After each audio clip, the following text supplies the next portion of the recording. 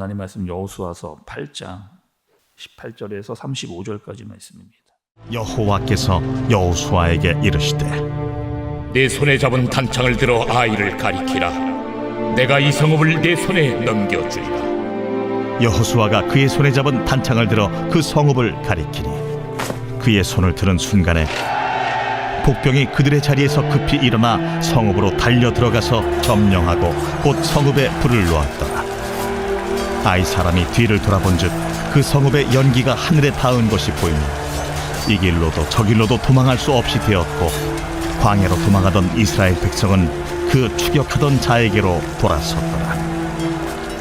여호수아와 온 이스라엘이 그 복병이 성읍을 점령함과 성읍의 연기가 오름을 보고 다시 돌이켜 아이 사람들을 쳐 죽이고 복병도 성읍에서 나와 그들을 치매 그들이 이스라엘 중간에 든지라.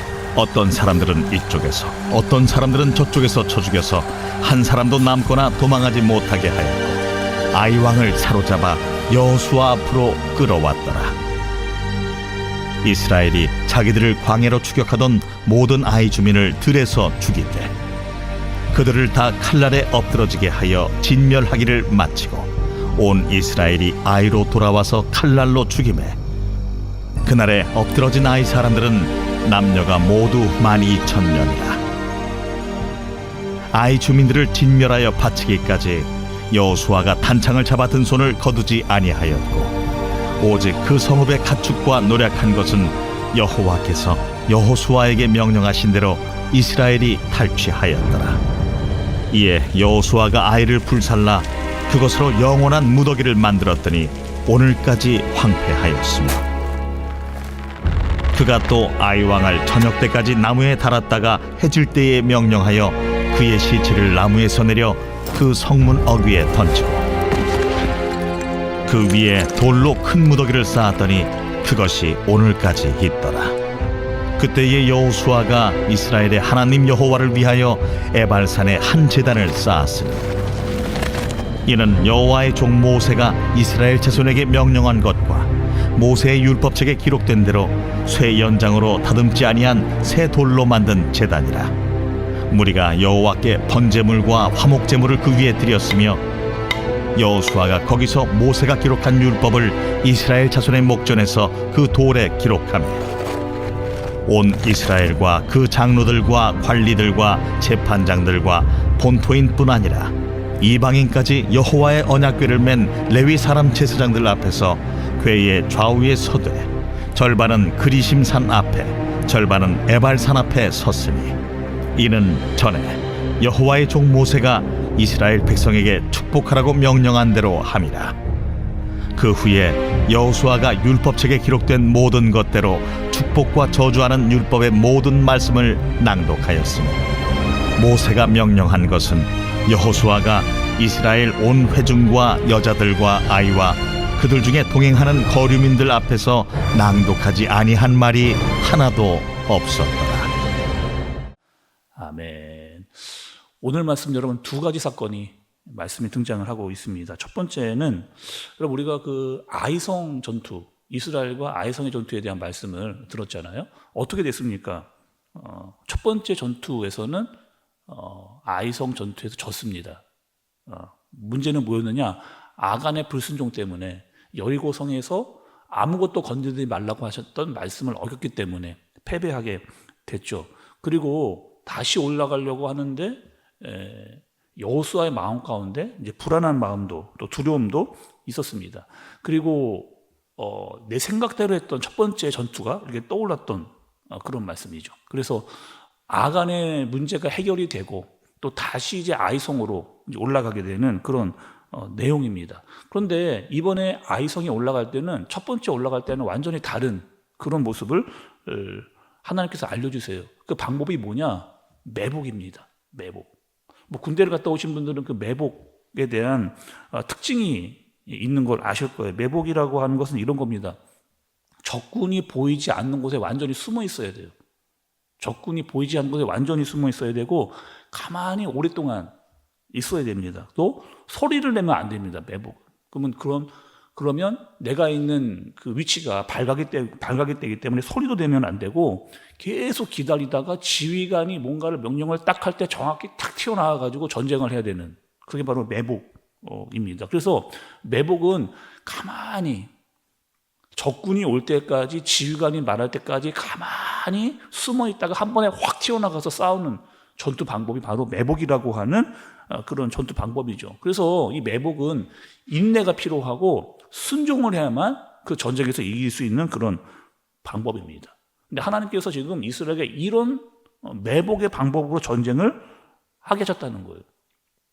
우리가 여러분 여리고 성과의 전투와는 완전히 다른 경우잖아요. 지금 여리고 성 때는 어떻게 했습니까? 하루에 한 바퀴씩 돌았고 마지막 7째 날 7바퀴 돌았습니다. 그리고 소리를 질렀잖아요. 그때는 무기를 들고 싸우지 않았습니다. 여리고 성 때는. 근데 이 아이성 때는 이제는 무기 들고 싸워야 되는, 칼을 들어야 되는, 불을 질러야 되는, 진짜 전쟁을 해야 되는, 그리고 정확한 타이밍에 나가서 싸워야 되는 그런 전쟁을 지금 하고 있는 겁니다. 특별히 매복에서 가장 중요한 거는 지휘관의 명령이에요. 이때 나가라 할 때 나가야지, 잘못 튀어나갔다가 전부 다 죽을 수 있는 그런 상황이기도 합니다. 그러니까 하나님은 하나님의 말씀대로 또 여호수아를 통해서 정확한 타이밍에 나가서 인내하고 있다가 순종의 방법으로 너희는 이 전쟁을 이길 수 있다라고 하는 것을 보여주고 계시는 그런 전쟁입니다. 또 두 번째의 사건은 어떤 사건이냐면 그 아이성에서 전쟁을 해서 이긴 후에 이제 하나님께서 어떻게 하시느냐, 에발산으로 이스라엘 사람들을 데리고 가시는 것을 볼 수가 있어요. 이 에발산은 아이성에서 한 48km 정도 떨어진 그런 지역입니다. 뭐 그렇게 가깝지도 않고 또 그렇게 멀지도 않은 그런 지역이에요. 근데 하나님께서는 왜 이스라엘 사람들을 지금 이 에발산으로 데리고 갔을까요? 지금 거듭해서 전쟁을 하고 있었잖아요. 계속 전쟁만 하고 앞으로 가고 있었던 그 이스라엘 백성들, 계속 긴장 가운데 있었던 이스라엘 사람들, 또 이 에발이라고 하는 곳은 어디냐? 그 전쟁이 있는 곳이 아닙니다. 지금 뭐 전쟁이나 적군이 있는 곳이 아니고 한숨 돌리고 갈 수 있는 지역으로 하나님께서 에발이라고 하는 곳에 이스라엘 사람들이 갈 수 있도록, 그러니까 잠깐 멈추고 잠깐 쉬었다가 다시 가야 된다라고 옮기신 곳이 바로 이 에발이라고 하는 산입니다. 30절의 말씀을 좀 보세요, 여러분. 30절에 그때에 여호수아가 이스라엘의 하나님 여호와를 위하여 에발산에 한 제단을 쌓았으니, 이렇게 이야기합니다. 어떻게 했다고? 여호수아가 단을 쌓았다. 근데 어디다가? 에발산이다. 또 여러분, 이 에발산이라고 하는 산은 어디에 있었냐면 세겜이라고 하는 지역에 있었습니다. 세겜이라고 하는 지역에 에발산이 있었습니다. 이스라엘에게 세겜이라고 하는 곳은 특별한 의미를 가지고 있거든요. 뭐 한두 차례 제가 설교 시간에 말씀을 드리기도 했는데, 이 세겜이라고 하는 곳은 여러분 어떤 지역일까요? 이스라엘에게 있어 이 세겜이라고 하는 지역, 아브라함이 하나님께 말씀을 받았잖아요. 내가 보여줄 땅으로 가라. 보여주지 않았는데 일단 출발을 해서 가나안 땅까지 왔습니다. 그리고 첫 번째 제단을 쌓았던 곳, 그곳에 모여 있었던 곳, 거기가 어디냐? 바로 이 가나안의 세겜이라고 하는 지역. 여기에 아브라함이 도착했던 곳이 바로 이 지역인 겁니다. 또 여러분, 야곱에게도 세겜이 의미를 가지고 있는 그런 지역이거든요.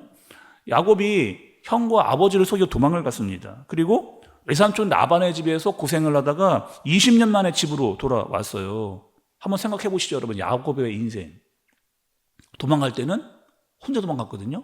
돌아올 때는 많은 식구들을 데리고 돌아왔습니다.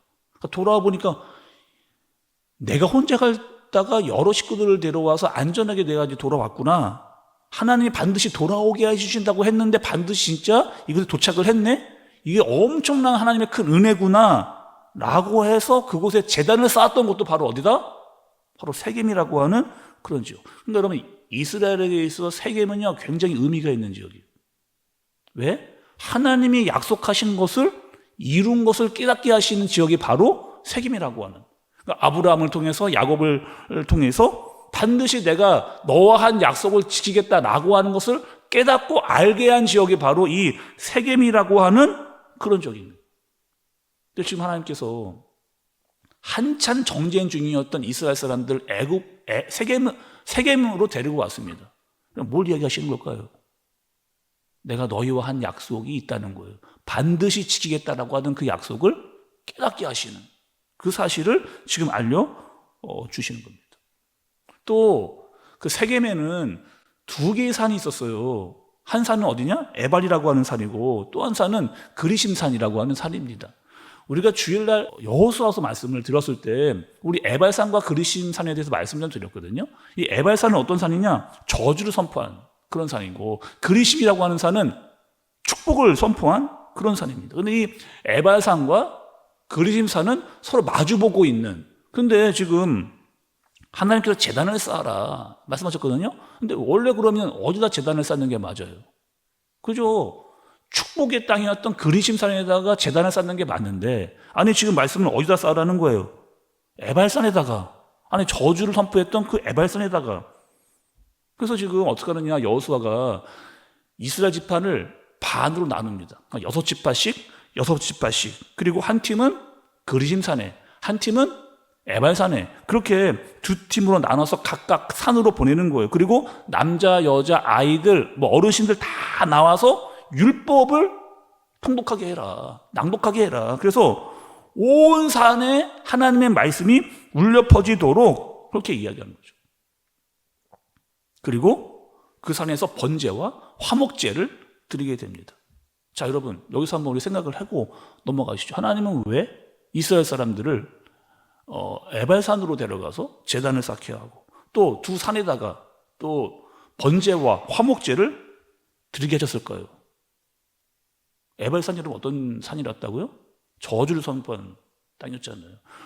하나님은 이스라엘 백성들에게 알려주시고 싶으신 게 있었어요. 무엇이냐? 너희는 원래 어떤 존재였다는 거예요. 너희는 원래 저주에 받았던, 애굽에서 철저히 죽을 수밖에 없었던 그런 자들이었습니다. 그런데 번제와 화목제의 의미가 있잖아요. 여러분, 번제와 화목제, 그 제사를 드릴 때 모든 제물을 다 태워서 드리는 그런 제사입니다. 반드시 죄를 고백해야 되는 그런 제사예요. 그리고 그 제사를 드린 이후에 하나님과의 화목이 이루어지는 그런 제사입니다. 여러분 잘 생각해 보세요. 뭔가 의미가 있고 상징이 있잖아요. 뭘 이야기해 주시는 걸까요? 완전히 죄 가운데 있던 우리를 위해서, 저주 가운데 있던 우리를 위해서 오신 분이 있습니다. 그분은 오셔서 우리의 죄 때문에 자신의 몸을 완전히 태우셨어요. 그리고 하나님과 우리의 관계를 다시 화목시키신 누구요? 그 예수 그리스도를 상징할 수 있는 그 모습을 지금 보여주고 계시는 거죠. 자, 오늘 말씀 여러분 정리하면서 오늘 말씀이 우리에게 어떤 의미가 있는지 다시 한번 여러분께 말씀을 좀 드릴게요. 우리 여러분 어떻게 삽니까?